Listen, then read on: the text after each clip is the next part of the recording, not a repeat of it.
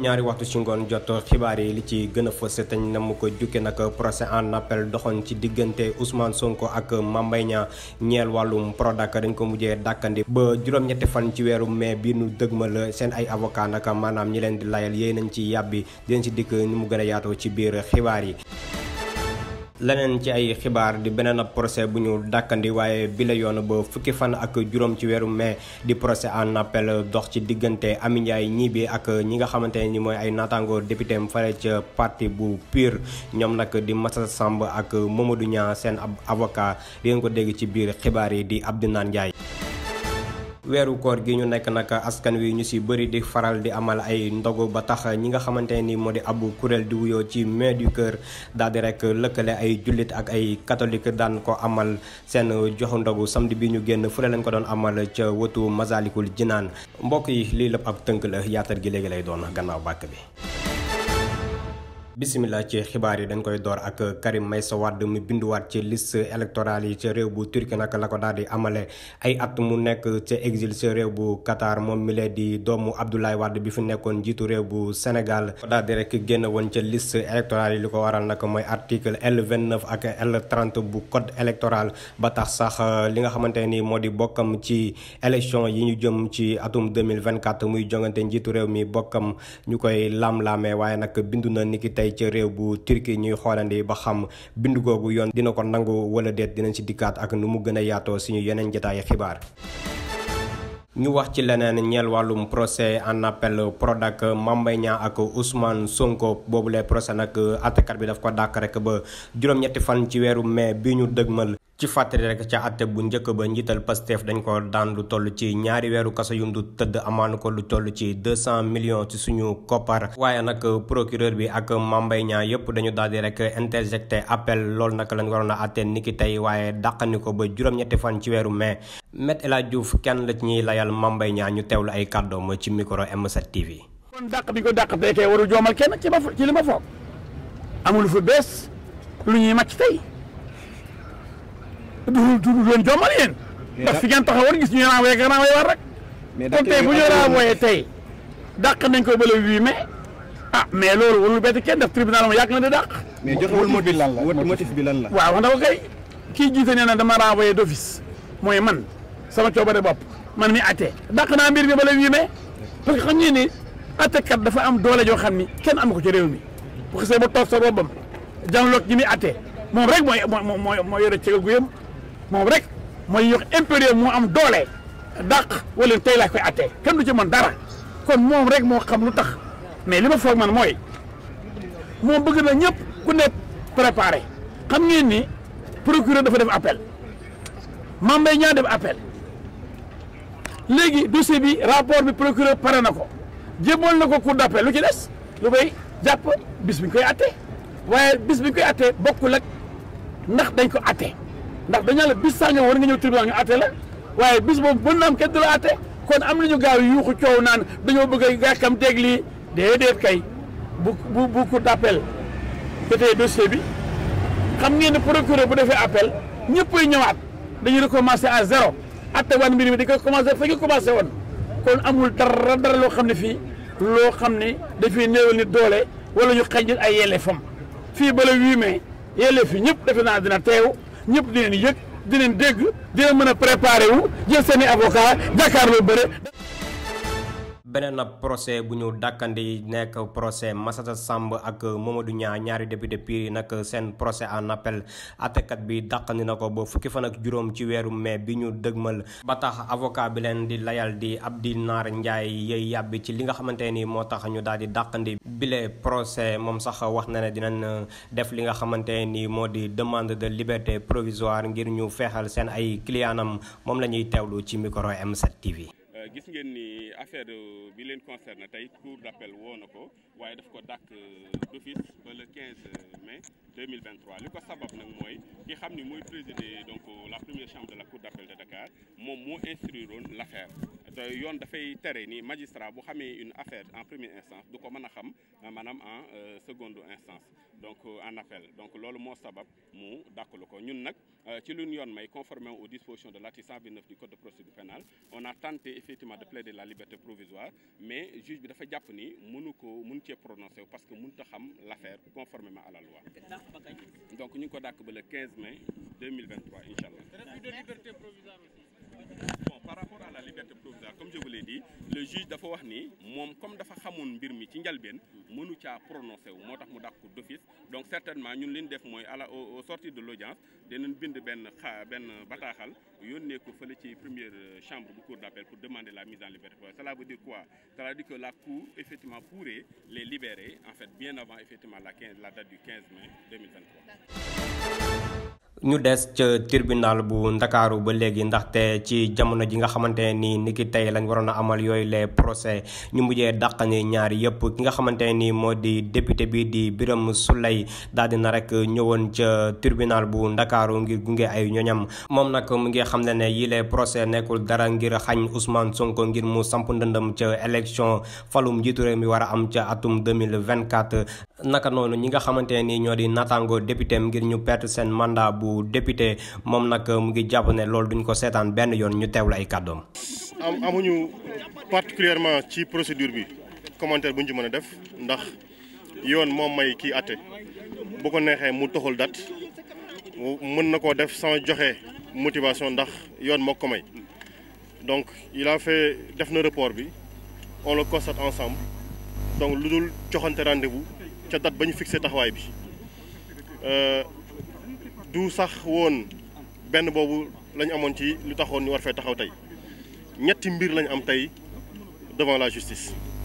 yéen xam ngeen ko mooy li nga xam ne bi moo indi président Ousmane Sonko fii en appel te yoon mayoon ko mu am ba jusqu'au 29 mai pour mu mën a def appel am gis nañu 29 avril plutôt gis nañu ce qui s'est passé mais le tribunal donc la cour a décidé def également un report jusqu'à une prochaine date qui a été communiqué dañuy joxante rendez-vous ca bis boobu lu ñu fi mënti wax nag ñun suñu position changé wul suñu gëm-gëm ci mbir mi changé wul benn yota itte bi ñu taxawal mooy ittewu 3 mois indi Ousmane Sonko du mën a nekk candidat bu la neexee ñu saaga ñu bu la neexee ñu xas ñu mais xam nañu ni le projet en tant que tel lii la. oui mais évidemment la conclusion elle est simple pour cette affaire-là ñoom bu fekkee ni delloo nañu sanction bi ñu daloon seen kaw mën nañoo ñàkk seen mandat député mën nañu ko ñàkk ñun nag suñu éene du loolu problème c'est la première fois assemblée nationale ba muy am yëpp àdduna ba mu daj laa wax assemblée nationale yëpp dañ fay am contentieux fii ñun bindoon nañu président assemblée nationale ne ko mbir mi ne ko teg suuf bi ñu waxtaan suñu biir parce que ñun ñoo bokk nekk biir assemblée nationale adduna bi yëpp nit ñaa ngi dóorante ay ci assemblée nationale yi musuñu condamné député parce que dafa jàppante ñoom seen bopp dóor nañu fi ay nit am na fi ay député yu taxaw nettali lu ñu fi def ay député ci biir assemblée nationale dara fekku leen ci lan moo tax ñu nennu député wu Yewwi Askan Wi c'est une question. ñu wax ci leneen ak mouvement bu yes bi ñu samp niki démb di mouvement des forces vives de la nation mouvement li ko tax a jóg mooy xeex ñetteelu mandat bu njiitu réew mi Macky Sall te it bàyyi xoqatal gi ñuy xoqatal kujje politique gi Mamadou Mbodj moo nekkoon coordonnateur F24 ñu teewul ay kàddoom. tey di 16 avril 2023 dañu fësal teg ci kaw benn mouvement bu ñu wax mouvement des forces vives de la nation sénégalaise plateforme bi mu ngi tudd donc mouvement des forces vives du Sénégal F24 li ko teg nag mooy diisoo ñu diisoo ci suñu biir diisoo bu sori ñu teg li nga xam ne mooy mouvement boobu téeméeri organisation ak fukk ñaar ñoom ñoo déggoo tey jii fas yéene teg dundal cadre boobu nga xam ne cadre unité d'action la boo xam ne dafa boole nit ñi pour ñu ànd am mission yoo xam ne nii la tëddee bi ci dëkk mooy ñu fexe ba Sénégalais yi jóg taxaw tegu ci dëgg fexe ba Macky Sall xam ne yëg ne ñun kat li ñu bëgg ci moom mooy mu sàmm kàddoom te bañ a jalgati sart réew mi mooy constitution bi donc bu ko defee du présenter candidature boo xam ne dafay yëngal réew mi te dafay indi ay musiba ay dee ak ay dégâts ci réew mi loolu mu teg ko ci suuf ñu bëgg itam li nga xam ne mooy article bi ñu teg ko ci code électoral bi muy L29 muy L30 ak yeneen yi nga xam ne dafay gàllankoor te gàllankoor na pare yoo xam ne ay candidat la ñu mënoon nekk te mu gàllankoor leen ak ñi nga xam ne mën na leen gàllankoor ak ñi nga xam ne mooy parrainage bi ak lépp loo xam ne mooy verdict commandité boo xam ne dafa gàllankoor ay candidat pour ñu bañ a nekk ci élection yi maanaam Macky Sall sélectionné ñi nga xam ne moom lañ bëgg loolu lépp loo xam ne mu ngi ci xeet boobu ñu teg ko fële ndax ñëpp ñi nga xam ne war nañoo bokk ñu bokk ci élection yi. campagne agricole 2022-2023 nag daal dinañ ko clôturer état bu Sénégal nag di xamle ne am na mbégte bu baax a baax ci yooyu lay récolte ñu def waaye nag ca geneen wàll ga ki nga xamante ni moo di Bachir Ba di njiital aar suñu moomeel moom nag ci génn bi nga xamante ni génn na ko ak suñu naataango di Ibrahima Mansali ci invité de la rédaction bi mu ko dalaloon moom xamle na loolu rek waa état bu Sénégal wax wute naak li nga xamante ni moo am ci terrain bi Bachir Ba la ñuy teewlu moom njiital aar suñu moomeel. ñun bu ñu waxee ñoom dañuy wax ne ñun nekkuñu nit ñu fiable pour wax loolu parce que yoruñu ay nattukaay ñoom ñoo yor ay jumtukaay yu fiable pour natt pour wax ñu ko mais seeni xayma bokkul ak li am ci terrain bi. ah bon preuve bi mooy ñoom seen bopp balaa année bi jeex ñi réeroo ci ay chiffres ñoom ñu yor xayma yu baax yi nee nañu. oui dama la jox exemple man mënuma doon baykat tool bi ma bay ko daaw am bu dee ci céréale nga wax. ma am lu mat 5 barigo ci dugub ren ma bay ko am 2 barigo ma lijjanti nag ci ñu bari ñu mel comme man que ni moyen lañ am lu gën a yées lañ am waaye amuñu lu ëpp lañ amoon ci at bale passé est-ce que man mi sol mbubb mi xam ne daaw daf ma xatoon ren mu yolam ci man kenn mën na ma gën a wax li may dund donc ñun ñoo koy dund loolu moo am donc ñoom ci seen bopp ñoo la gën a xam ne li ñuy wax dañ koy wax rek pour dem. maa ngi leen ko doon junj ci bopp xibaar yi jamono weeru koor bi nag askan wi ñu ci bëri di faral di amal ay ndogu di ko jox ñi nga xamante ni heure dog daf leen di fekk ci mbedd mi bile association nag ngànk ay catholique ak ay jullit rek di wuyoo ci turu Maire du Cœur ñoom nag ñu ngi doon amal ab ndogu ca wëtu Massalikul Jinaan lañ ko doon amalee Aïssa Bamba moo nekkoon seen porte-parole du jour ñu teewlu ko. ñun waa groupe Let's Go Sortir au Sénégal muy benn groupe Facebook boo xamante ne bu mag a mag la nous avons plus de 265 000 membres dans le groupe adduna bi yëpp bokk ci macha allah ku nekk di partager say expérience de vie les sorties les bons plans et cetera lu mu mënti doon ñu dem ba nekk nag une grande famille association bii di la Main du Cœur juddu ci nekk nos frères catholiques vraiment frères et sœurs catholiques nekk nit yu baax parce que baax moo waral ñuy xaar ba weeru koor ñu ne dañuy dajale li ñu am ak li ñu amul yëpp ne dañuy def partage de ndogu vraiment mu nekk lu rafet lu ñu rafet loo xamante ne ñu ngi leen ciy sant di leen ci gërëm maintenant lépp ñoom la ñun nag groupe bi ñun ñëpp ci groupe bi lañ bokk par contre donc dañuy ñëw jàppale leen on est venu en renfort jàppale leen ñu distribuer vraiment aujourd'hui on était aux allées du Massalikul Jinaan macha allah ah di nuyu suñu mbokk murid yeeg ñëpp suñu mbokk sénégalais yi ñëpp ñu ngi leen di nuyu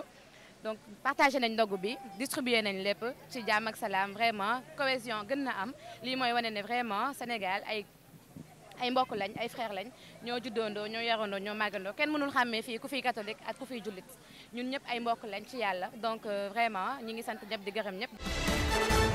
xibaaru tàggat yaram lañ koy jeexale fukk ak juróom-ñetteelu bëccëg bu Ligue 1 sénégalaise nag amoon nañ ko niki ci weekend bi ki nga xamante ne nag moo di jàmbaar wéy di des si li nga xamante ni moo di bopp classement bi Génération Foot ak Guédiawaye ñoo topp ci kawam Seneps ak Linguère nag ñoo nekk ci jaune rouge bi yaatal gi ak Modou Diouf mbokk yi li leen indiloon ci ay xibaar di leen ñaanal ndogu jàmm rédaction bi dina fi dikkaat léegi ak yeneen i xibaar ci kàllaamay nasaraan ñu ngi leen di ñaanal guddi jàmm ba suba jàmm incha allah.